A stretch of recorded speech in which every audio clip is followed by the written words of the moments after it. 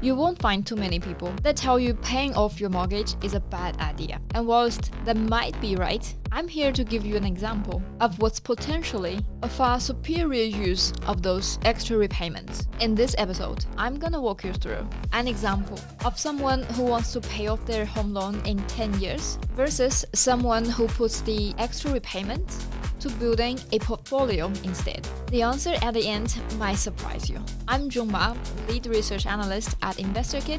Let's get into it.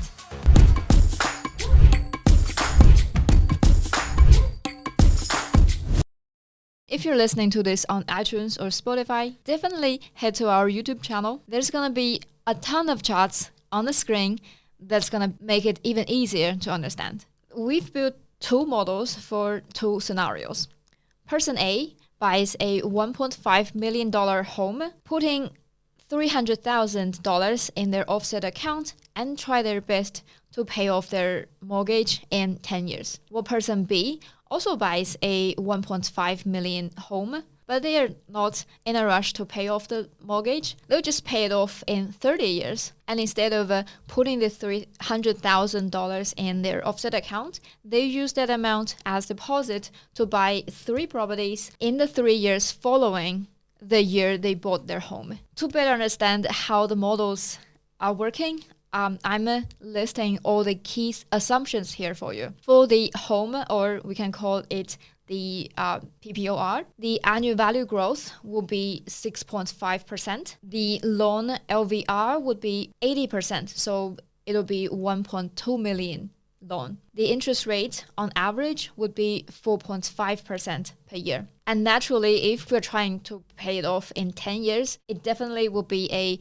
principal and interest rate payment. And now, for scenario 2, the investment properties, the annual value growth will also be 6.5%. The loan LVR will be 90% instead of 80% for the home. Loan interest rate will be 6% higher than owner-occupying homes. And repayment type, to reduce our financial pressure, we chose to use interest-only repayment. The initial gross yield for these homes will be 4.5%, just a moderate one. We're not going for any really high yield areas. And the rental growth will be 4% each year on average. Then our annual holding cost, including our council fees and water rates, insurance, and so on, will be $5,000 each year. To pay off the 1.2 million loan in just 10 years, person A will be paying the bank $151,000 per year. And at the end of year 10, they will have the debt cleared with a 6.5% annual growth. The home value will be 2.6 million, and that is their debt-free asset. But at the same time, over the last 10 years, the total negative cash flow would be around 1.6 million. So in the end, person A's net equity gain would be around $1 million. So 1 million net equity gain in just 10 years, that sounds really good, right? But stay with me. Let's check scenario 2. In scenario 2, for your PPOR, you are just paying $73,000 per year to the bank because of the 30-year loan term. And by the end of year 10, your debt-free asset will be just 1.7 million. But for this property, your total negative cash flow would be just around 825,000. Putting them together, your net equity gain from your home would be 860,000.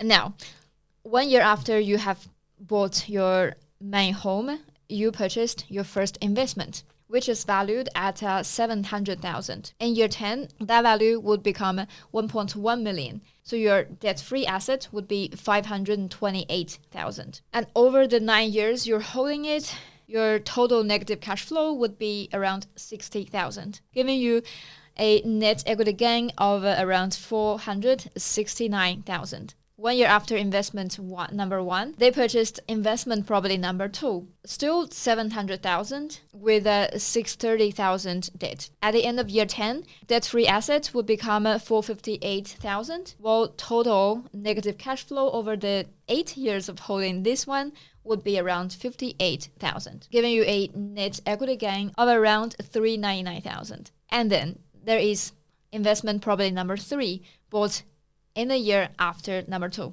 Still, 700,000 with 630,000 loan. At the end of year 10, we'll get a 391,000 debt-free asset with around 56,000 total negative cash flow, giving you a net equity gain of 335,000. So adding all these net equity gains together, we are getting a total net equity gain of around 2 million. If you remember in scenario 1, person A just got around 1 million net equity gain. So that is doubling your capital growth. Now you might be asking, what about tax? I have to pay capital gains tax on all my investment properties if I sell them. Now let's compare that. Assuming that we are selling all the properties in both scenario 1 and scenario 2. In scenario 1, because it's a major home, we're not paying any tax.